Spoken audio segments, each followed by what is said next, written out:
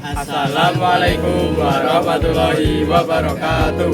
Halo teman-teman, perkenalkan kami dari kelas 11 F4 yang beranggotakan saya Alion Cahyo, presensi 3. Saya Muhammad Fadil Fadil, presensi 23. Saya Rasidra Sakib, absen 31.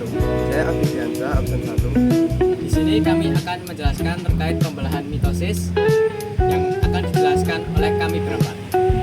Selamat menyaksikan.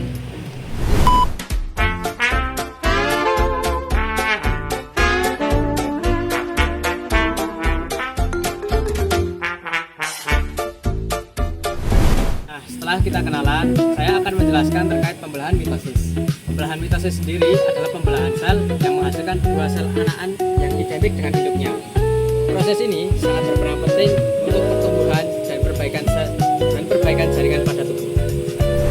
Sebelum terjadi proses mitosis, ada yang namanya siklus sel. Siklus sel itu terbagi menjadi dua tahap. Yang pertama itu interfase dan yang kedua proses mitosis yang mencakup semuanya. Yang pertama interfase. Di masa interfase, sel tidak benar-benar beristirahat. Justru sel interfase ini menyiapkan untuk pembelahan O3 ini.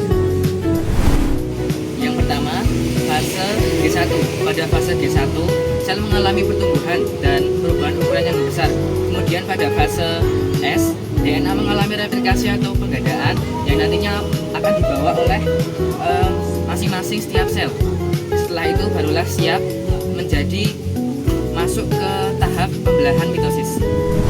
Pembelahan mitosis sendiri terbagi menjadi 4 tahapan.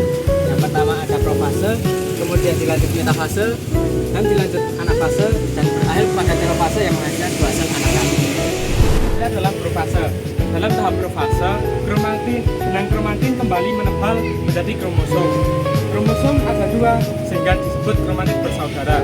Saja adalah membran inti dan anak inti mulai menghilang, serta sentrosom mulai bergerak ke kutub yang berlawanan sehingga membentuk benang spindle. Nah, pada proses metafase, kromosom bergerak dan berjajar di tengah atau di bidang ekuatornya.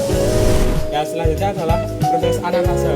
Di proses ini kromatid mulai berpisah ke kutub yang berlawanan karena ditarik oleh benang spindle. Tahap ini juga kromosom di setiap kromatid berjumlah sama dengan inti sel. Telofase, kromosom berubah menjadi kromatin. Lalu nukleolus muncul kembali, membran inti terbentuk kembali, benang spindle menghilang, serta munculnya sitokinesis, yaitu sitoplasma yang bisa membelah menjadi dua sel. Akhirnya adalah dua sel anak yang sama persis dengan induknya. Jadi mitosis ini menghasilkan dua sel anak yang berperan baik untuk pertumbuhan, perbaikan tubuh. Di setiap tahapnya seperti interfase, profase, metafase, anafase, dan telofase memiliki ciri khasnya masing-masing. Sekian penjelasan dan presentasi dari kami. Kurang lebihnya mohon maaf. Wassalamualaikum warahmatullahi wabarakatuh.